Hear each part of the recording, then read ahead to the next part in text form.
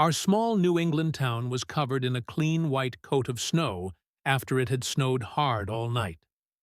As I stood by the frosty window with a hot mug of tea in my hands, I watched the early January light cast a soft glow over the streets. The quiet outside was soothing, almost holy, and it reminded me of how quiet some parts of my life have become since Paul left. My ex-husband Paul left, leaving my son Sam and me to make a new life together. Sam was only 4 years old when Paul left. It wasn't easy, but Sam and I made it. He became my rock and my biggest source of happiness. Sam was becoming his own person now that he was 21. I was thinking about how to stop thinking about my goals, because they were too big for this small town. The sound of footsteps coming down the stairs woke me up. They were steady and sure, just like Sam felt about himself these days. He walked into the kitchen wearing pants and a knit jacket, and his camera was slung over his shoulder. He had the warmest smile on his face, even on a cold January morning.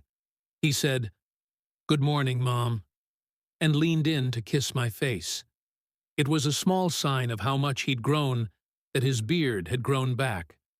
I answered, "Good morning, sweetheart. Where are you going so early?" "The lake," he said, all excited in his voice. "After it snows, the light is great, and I want to get a picture of it before it changes." The pride in my chest made me nod. Sam had always seen beauty in small things that other people might miss.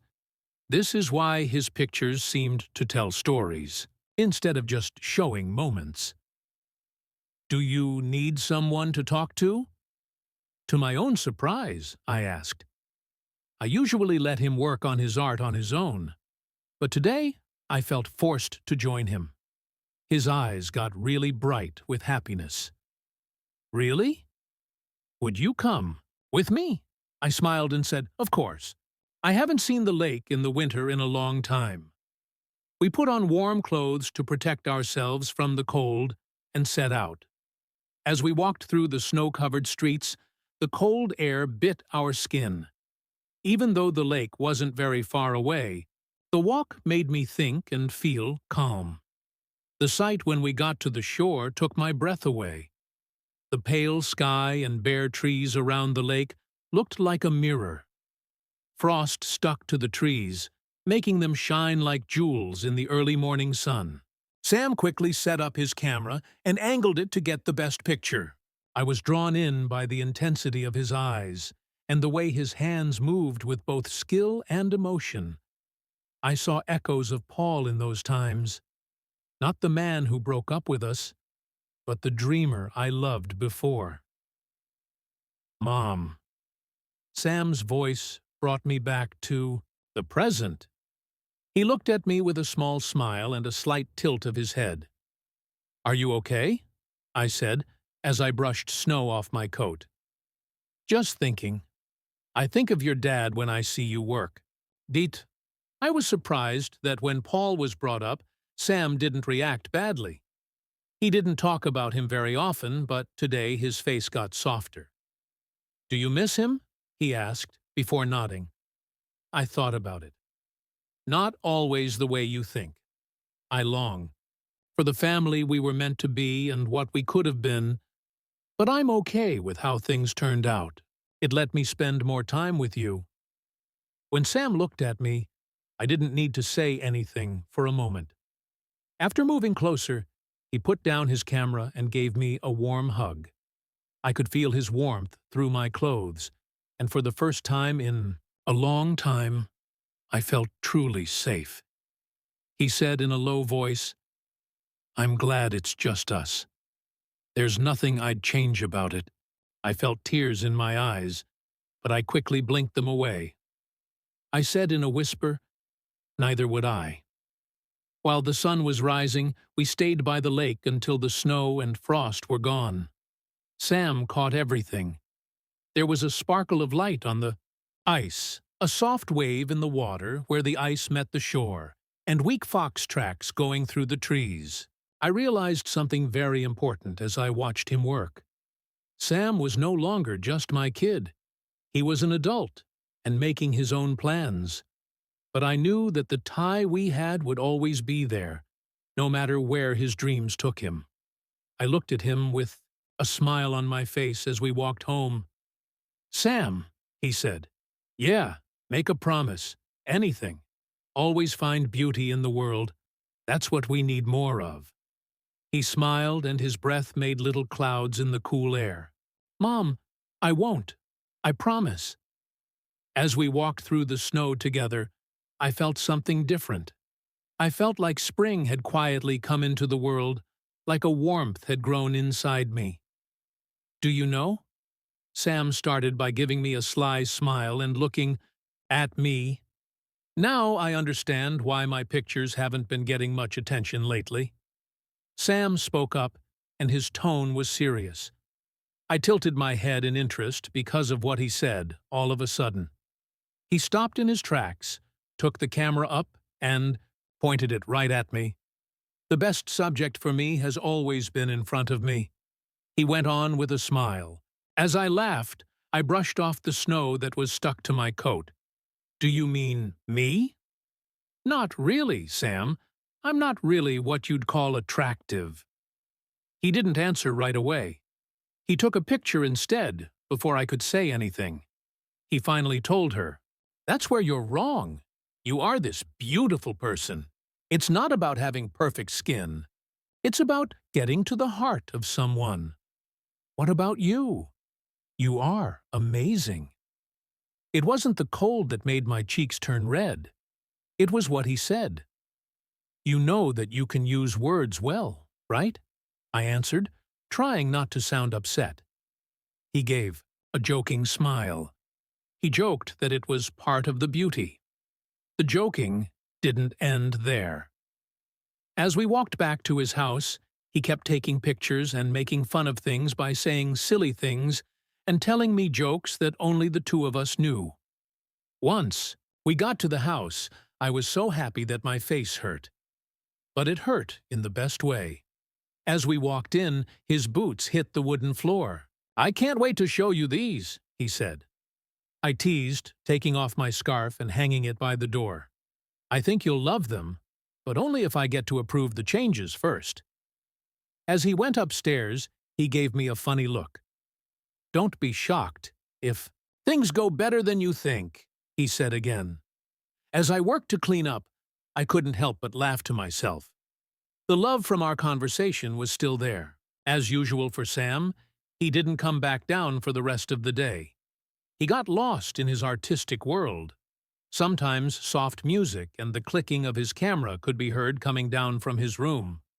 It was clear that he was fully focused on what he was doing. The next morning, the smell of freshly made coffee woke me up. I stretched slowly because I didn't want to leave the comfort of my blankets for the cold January air. As I thought about staying in bed a little longer, the door opened, with a squeak. Sam stood there with a box that had a hot mug of coffee, a muffin with a candle on top, and a small pot of flowers. He said, "Happy birthday, Mom," in a soft voice that was full of love. "Sam," I breathed. As I sat up and tried to hold back tears, my heart swelled with feeling. "You didn't need to do this." He put the tray on my lap and said, "Of course I did. You deserve it." He sat on the edge of the bed and watched me drink my coffee and blow out the light. It worked out just the way I liked it because it was meaningful. The act made the day feel special before it even began. The hours went by quickly, as they were filled with smiles and quiet times. The house was as quiet as it always is by the time evening came around. The peace and quiet made me curl up on the couch with a book. I didn't hear Sam's steps going down the stairs until just before midnight. He walked into the living room carrying a sleek black box. His face was blank, but his eyes were bright with joy. He stood in front of me and said, "Mom, for your birthday, I have one more treat for you." I put down my book and smiled at him. "Sam, you've already done a lot today." "What is this?" he said. Open it and see." But his tone was playful. I lifted the lid to see what was inside and saw layers of thin tissue paper. There was a beautiful set of black underwear inside, along with a satin robe that felt too soft to touch. At first, I didn't know what to say as I stared at it. "Sam," I began, but my voice was shaking. "This is lovely." He cut her off with a widening grin. "There's more. Put it on and go up. Believe me." I wasn't sure what to do about his request, so I waited. But the thrill in his voice was contagious. I got up the courage to say yes, and then I took the box to my room. Once I was dressed in the robe and underwear, I went up the stairs feeling nervous and excited at the same time. I was speechless as I pushed open his door. The room had a soft red glow from the lamps and the fabric that was wrapped over them. A smooth metal pole stood in the middle of the room. In the corner, a machine was making faint wisps of smoke. A sleek and classy black leather cat mask was sitting on a table nearby. He looked at me with the camera in his hand. He told her in a friendly, sincere voice, "You look great." He then gave me the mask and said, "Put this on. Things will look even better in the pictures." Even though I wasn't sure, his smile made me feel better. "Just for fun," he said in a soft voice. "You've always helped other people a lot. I'll do this for you." I took a deep breath, put on the mask, and walked into the red light. The room was filled with happy music, and the beat got people moving. I felt weird at first, but Sam's praise and laughing quickly made me feel better. He carefully led me and captured moments that were both fun and inspiring. He lowered the camera for a moment and said, "You're a natural. You're so amazing. I don't think you know it."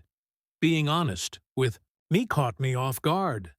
And when I looked into his eyes through sting go of my fears to just enjoy the moment. With the red glow and soft haze from the smoke machine, the beat of the music filled the room. I was filled with joy and found parts of myself I had forgotten about for a long time. Sam stopped and looked at me with a serious face. "I think you're amazing," he said. His voice had a note of respect in it. "All of your confidence has been hidden somewhere." I shook my head and laughed. "Hide it? Dear Sam, this is not at all like a normal Thursday night for me." Sam smiled and said, "You're talented, and I think you're enjoying this more than you're letting on." I laughed at his jokey statement. Not everything he said was wrong. Letting myself be seen felt both freeing and vulnerable at the same time. Then a memory came back to me. It was something I hadn't thought about in years because of all the work and responsibilities I had. "Do you think this is cool?" I made fun of her by crossing my arms and giving her a naughty look. "You haven't seen anything yet?" Sam raised an eyelid, and his face showed that he was interested. "Oh, what else do you want to hide?" I answered, taking off my satin robe to show the delicate underwear underneath. "I used to take heels classes," I said. "I can still remember a few moves." His eyes got really big in surprise, and he took a big step back while waving his camera around. "Now you need to show me." "So be it," I said, in a fake, serious voice. "Don't you dare laugh." There was a sense of excitement in the room as I moved toward the silver pole. It had been years since I did something like this, but muscles remember things. Getting off my shoes, I grabbed the pole and easily climbed it before arching smoothly into a spin. The fact that the movement felt smooth showed how many hours I had spent practicing my form. Sam stood still, and for a moment, I forgot about his camera. As I moved into a set of moves I forgot I still knew how to do. A cartwheel, a fireman's spin, and even a risky climb up the pole. As I went down, The soft red light bounced off the silver surface, and my steps were smooth and sure. When I finally hit the ground, I turned around and saw Sam clapping loudly with a real smile on his face. He walked over to me and said, "Mom, that was amazing. Why did I not know you could do that?" I shrugged, out of breath, but thrilled. "That was a long time ago. I liked going to school before you were born. I had no idea I'd still have it." "Well, I'm officially impressed," he said, his voice getting softer as pride lit up his tone. "Wow, you look so beautiful."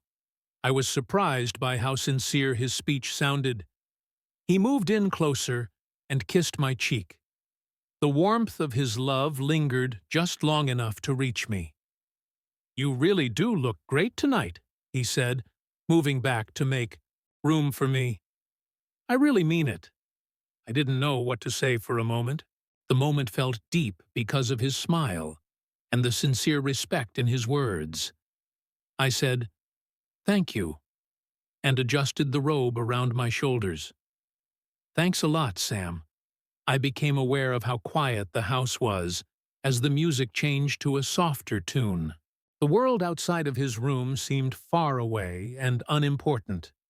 We were the only ones in this place, and our bond was so strong that words couldn't describe it.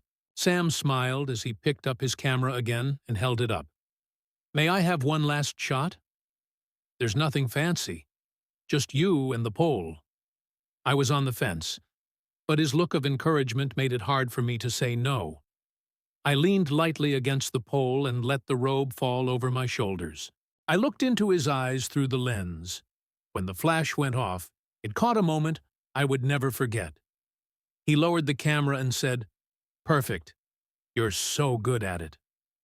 I laughed and shook my head. "You're a great shooter, in my opinion." He took a step closer, and his face softened. He said, "Maybe, but I think you're expecting too much from me. Dear Mom, you've always been unique. I'm just lucky to see it." His words stopped me in my tracks. Even though we were just teasing each other, this moment felt deep, like we had found a part of our relationship again that had been waiting to come out. Slowly, the evening came to an end, and there was a nice, quiet mood.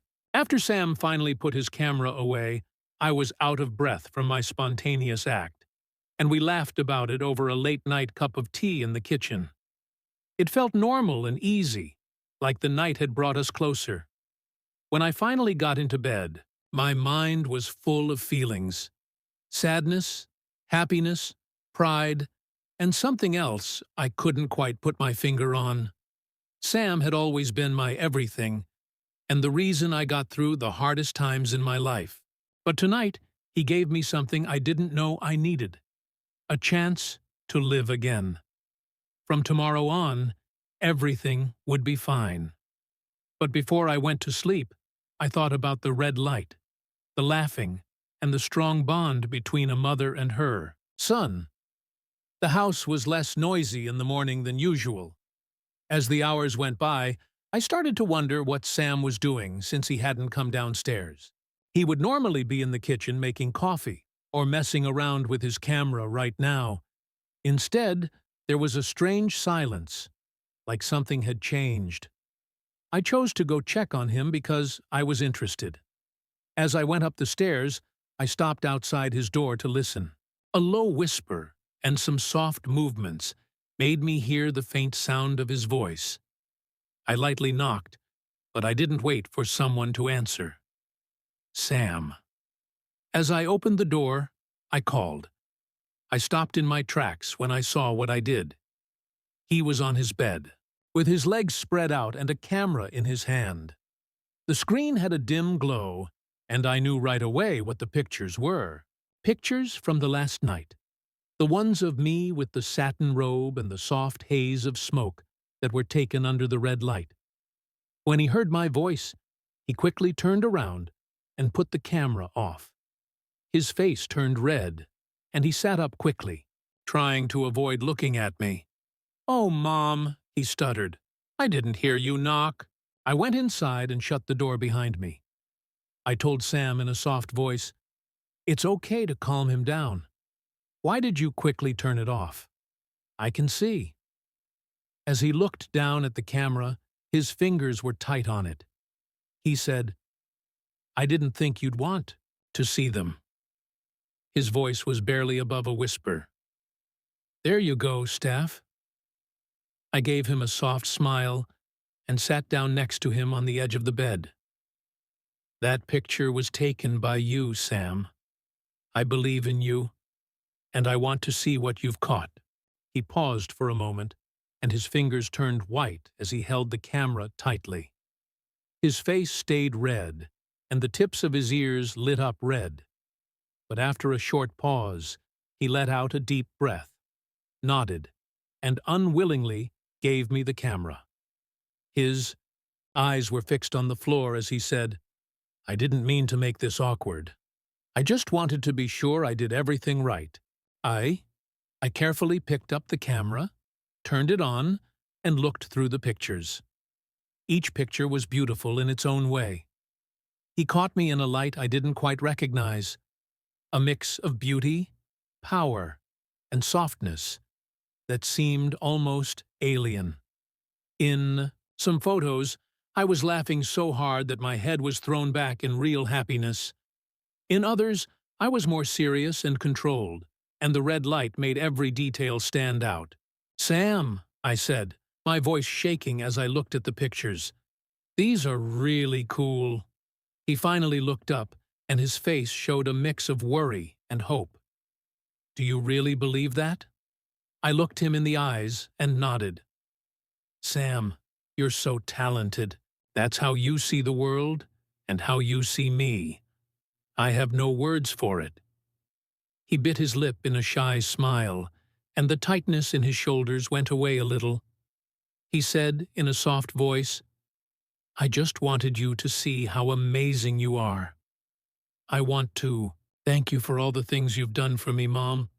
I put down the camera and gently squeezed his hand. "Sam, you've already given me a lot. How much more do you know?" We sat there in quiet for a moment, our feelings heavy but comfortable, even though we didn't say them. He still had red cheeks when I looked at him, but his face showed that he was vulnerable, which showed how much he had grown. I lightly teased, "You're blushing," to try to ease the stress. He gave a soft laugh and ran his hand through his hair. "I just didn't think you'd walk in while I was looking at them," he said with a smug grin. As I gave him back the camera, I told him, "Don't feel embarrassed. That which you made is lovely, and I am so proud of you." He touched my fingers with his as he took the camera and held it close to his chest. He told her, "Thanks, Mom." A soft but moving voice, "Thank you very much." Just like he did the night before, I leaned in close and kissed him on the cheek. His skin felt warm, and he smiled with eyes that sparkled with thanks. I told Sam as I stood there, "You have a great talent. Don't let anyone ever change your mind." When I left his room, I shut the door slowly. As I thought about the moment, a wave of happiness and love came over